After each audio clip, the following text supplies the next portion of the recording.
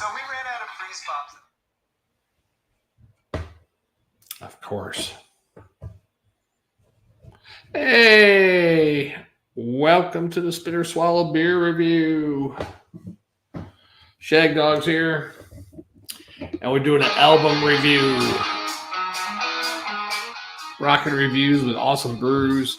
Kiss Alive, 1975. I am drinking Abita Amber with this album. This is the karaoke version, so should be all right, right? There's no lyrics, maybe some chorus.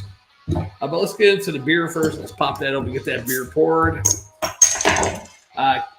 Kiss Alive was basically during their third album, I believe, which was Dress to Kill, the tour. And those three albums were commercial failures, actually, at that time. And I believe it was Paul Stanley that said, the albums don't capture our live performances. It just doesn't sound good on the album. I'm not sure if that's the producer or whatever. But yeah, so one guy, I forget his name, Silas, do this live. So they recorded a lot the live sessions at multiple different places: Detroit, Cleveland, Wildwood, New Jersey, and Davenport, Iowa, between May 16th and July 23rd, 1975, during the tour. So basically, this is the first big album, and it's a double album. Is it 20 songs, I believe, on there? Let me check. 3, 5, 9, 12 and 4, 16 songs, basically. So, and this is the first song on there, Deuce, which I believe was off their first album. Great song. If you could hear the live version, you can see how great it is live. I hope my microphone's working because test. Yeah, I think it's working. Microphone check. 1 2 1 2. Yeah. So yeah, great album. I'm not even sure if you can hear that music, but probably can't.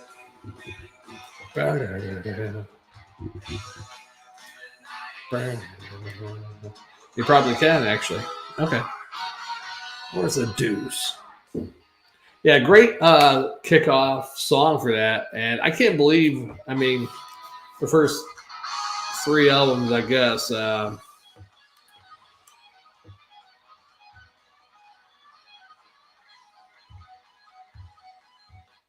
First three albums, hit it home with a live album, have your best songs off all three albums. That's the way to do it, I guess. The second song was another great one I like, which is Strutter. I've done this song at karaoke myself. That was on there. And one thing about Kiss, just to say, the albums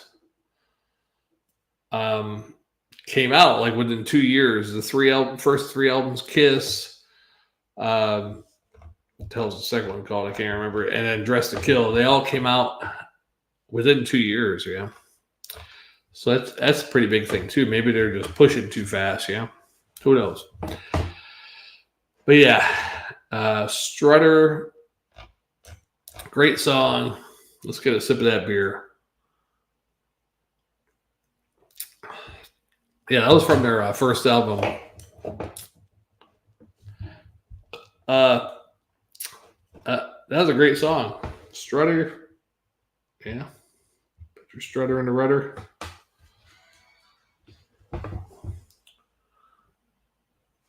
I probably should have recorded this so I could edit it.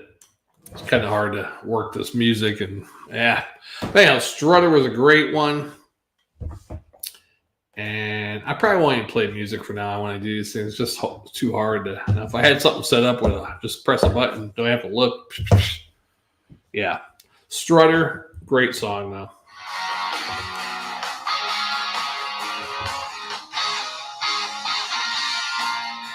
A thing or two about her. I know she'll only make me cry. She'll let you walk the street beside her. Hey, great album. Great song right there, Strutter. Next song, I'm not going to go through every song. I'm just going to go through the ones I thought were the best ones, which are pretty much their bigger hits on all three of those albums. Hotter Than Hell, Firehouse. Of course, the band Firehouse named themselves after that song. Nothing to Lose, She, Watching You, Black Diamond, Rock Bottom, Cold Gin, Rock and Roll All Night. The rest of the songs are okay. So, yeah, really a lot of those songs had like old school rock, just a 3-chord, 2 or 3 chords. It's nothing really spectacular. The 2 guitars, I'm not saying Ace Frehley is the best lead guitarist at all. But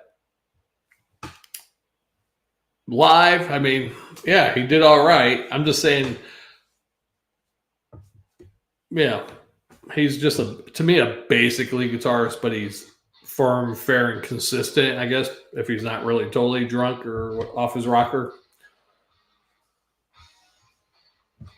Actually, half the time when he was smashed, he was still playing pretty good, but not my favorite lead guitarist. But as far as the rhythms and the riffs go on with the Kiss songs back then, between him and Paul, pretty good, actually.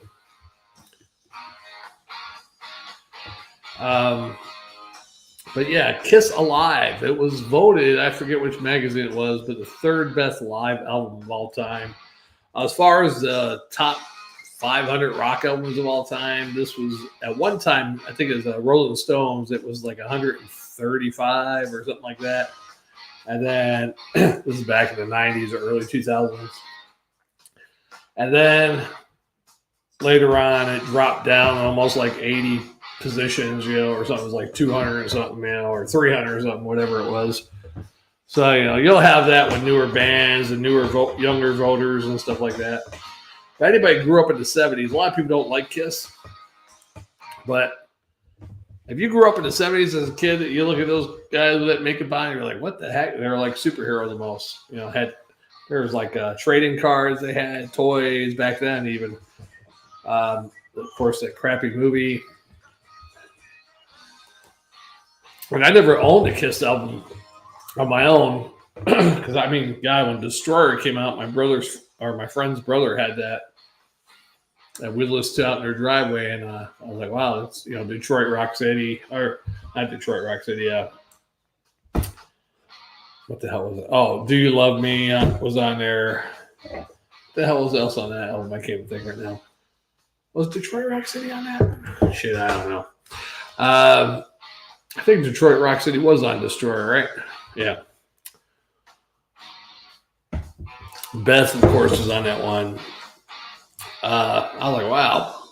Never had a Kiss album of my own until Asylum was the first Kiss album, 1985, that I bought or got for Christmas or something. Which was during the non-makeup years, and I liked it. After I went back many years, listened to all the Kiss albums, I never really liked a lot of their albums. Destroyer was probably my favorite back then. And on the makeup years, I even liked, a lot of people don't like it, but Dynasty. I like Dynasty, actually. But now the non-makeup years, of course, Asylum, Revenge, and probably Creatures of the Night, Animalize, and what the heck was the other one? Lick It Up. I probably only like 2 or 3 songs off both of those albums. So Kiss had a lot of albums where I only like 2 or 3 songs. Like Crazy Nights and with the Hot in the Shade. 2, 3, maybe you'd be lucky if you got 4 songs on it.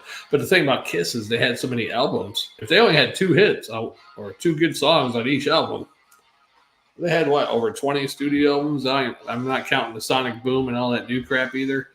Let's see how many studio albums they had up until, say, Revenge. I think Revenge might have been, what, the 21st, 22nd studio album? Let's check.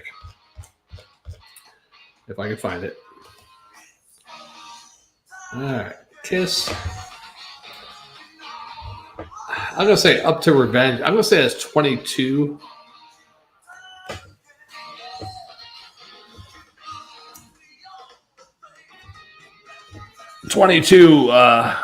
Might be more, actually, I think. It might actually be more. Let's see if I can find their damn discography.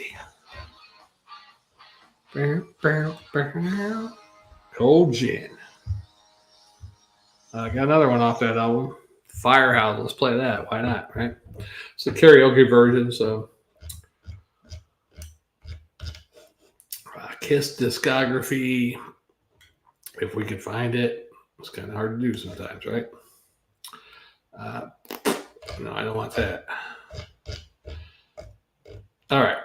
Here's all the albums right here. Studio albums. 1, 2, 3, 4, 5, 6, 7, 8, 9, 10, 11, 12, 13, 14, 15, 16. Oh, actually, the Revenge was 16. I think at that point, there might have been over 20 with all their live and other albums. So 16 albums up to Revenge. And you figure if they only had 2 good songs off each album, that's 32 songs. You know, a lot of bands that come out, they have like 5 albums, and you know, as long as they got 2, 3 hits or halfway minor hits on each album, there's a good 12 to 15 song set list for a concert at the end of their career, you know, or a reunion or whatever.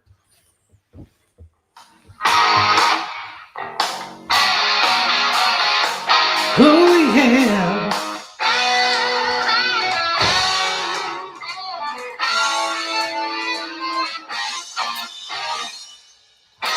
Yeah, I like both Paul Stanley and Gene Simmons, of course. Gene Simmons through the 80s didn't pick up as good as songs as he had in the 70s, I guess, up until Revenge. That doesn't sound like karaoke. That doesn't sound like karaoke at all. There's somebody singing on there. Well, they got it on their YouTube channel, so it can't get copyrighted, right?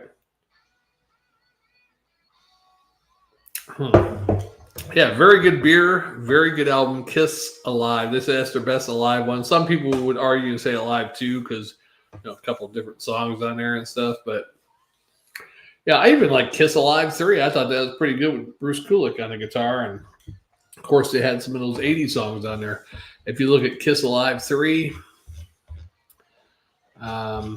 if I go back, because I just lost all their damn records. There we go. Who's this? Oh, I don't want him. Why is this? What the fuck's going on here? Something's wrong with my computer. Okay, there we go. Let's see. I don't want Stu. All right, so yeah, other albums that they had over those years, between those years, they had Kiss Alive 1, Kiss Alive 2. I thought they had some other one, but they had a greatest hits in the 80s called Smashes, Trashes, and Hits. And then, of course, Alive 3 came out around, 93, I believe, or maybe 92 during a Revenge tour. Yeah. Alive 3. Now, maybe I need to go back and listen to those newer albums that they did with the makeup on, Psycho Circus, Sonic Boom, and Monster. I'm surprised they even charted so high. US Psycho Circus is gold. Sonic Boom didn't go gold, and Monster didn't go gold. But I guess the first one in '98 went. And you look at it, 1998, they didn't come out with another album until 2009. Of course, that was with Tommy Thayer, I believe, on guitars. The first one had Ace, of course. They didn't invite Bruce back to Kiss after the Unplugged thing and reunion. And then, of course, once Ace Frehley left, instead of getting Bruce, they got Tommy Thayer. But Bruce said he didn't think he missed being in Kiss, but he doesn't think he would have joined back up. He's not sure about wearing makeup. I think they should have had Bruce in and give him his own makeup. Screw it, right? They did like, some type of new thing. That's what I think. I probably should have zoomed back in a long time ago, huh?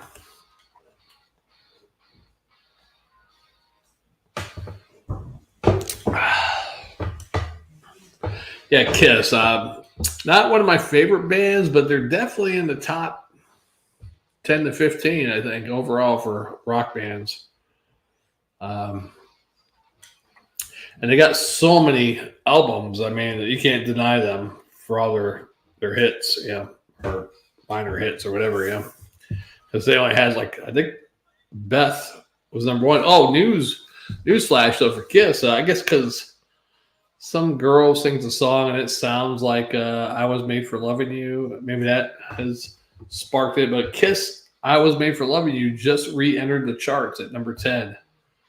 And I guess they do the singles charts, only top 10. They don't do top 40 anymore as far as the charts and, posting it or something.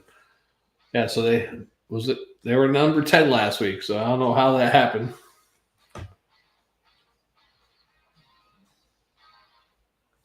I didn't get all that delicious beer in it. I mean, I tell you what, that beer is really good. Amber, pretty good, especially after a hard night's work.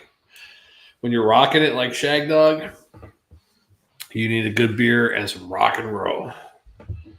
I might come back and edit this video. I gotta change the game plan for these rockin' reviews. I gotta either record them and then edit them, because I don't have nothing written down, plan what I'm gonna say or anything. I'm just going with it, and it's not going too damn good. But thanks if you watched. Other songs that were on that album that I didn't mention, and you might like some of them, and most of those songs aren't bad. It's just I just want to mention my main ones I like. Got to Choose, Come On and Love Me, Parasite, 100,000 Years, and Let Me Go, Rock and Roll. Yeah, good stuff, man.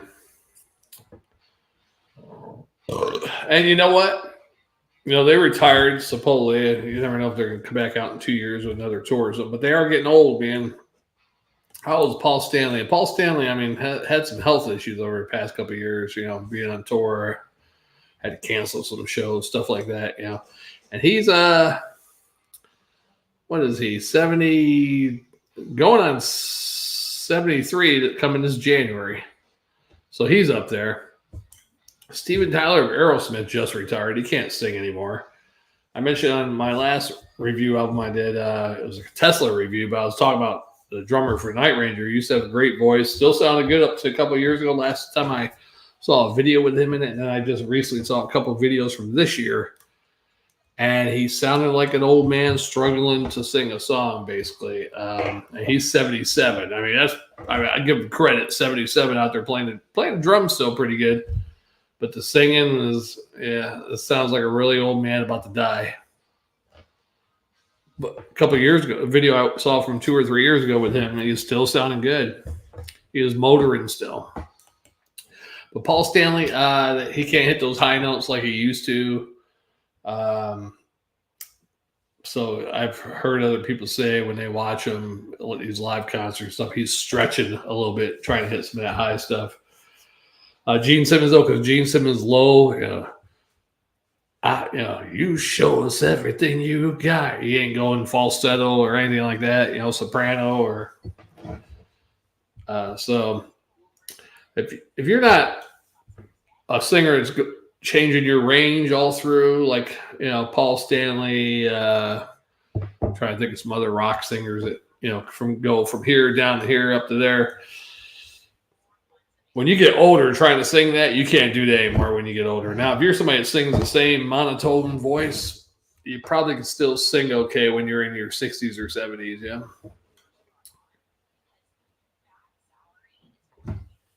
But I give Paul Stanley credit. I mean, he's in his early 70s. Yeah. What can you do, right? What can you do? Shout out to my boy, my number one Kiss fan, Diciano. He loves Kiss. He loves Ace Frehley. That's his man. And yeah, let's close this one out. Get back to some regular beer reviews. Yeah, so Kiss Alive. I would suggest if you really never listened to old Kiss, get Kiss Alive 1 or Kiss Alive 2. Even buy something, or you don't have to buy it. I mean, go on YouTube. Smashes, Trashes, and Hits has a couple of their mostly 70s, some of their couple early 80s. I don't know if it has does it have, it might not have 80s on it, does it? Came out in like 86, 87, but let's see what year that came out. Compilation? I guess that'd be a compilation, right? Smashes, Trashes, and Hits came out in 1988. I don't even know what the hell Chikara is. I guess I'll have to look that one up. Smashes, Trashes, and Hits. Had 2 new songs. Let's Put the X in Sex. You Make Me, parentheses, Rock Hard. So there are 2 new songs. Everything else. Lick It Up was the 80s one. Heaven's on Fire.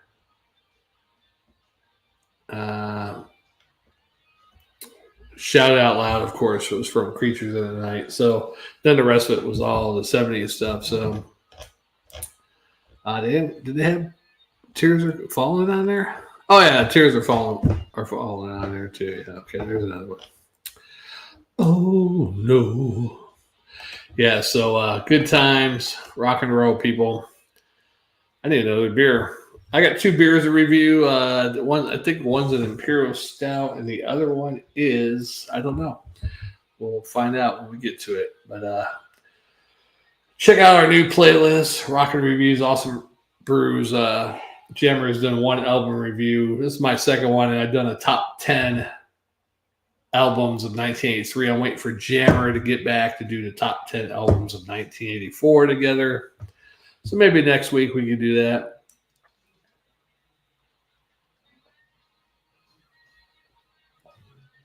Cheers, salute, and don't forget to rock out with your fist out, right? Rock. Anyhow, I'll see you on the next one. Shagdog, Spitter Swallow Beer Review.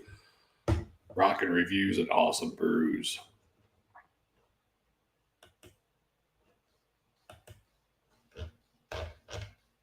Meow.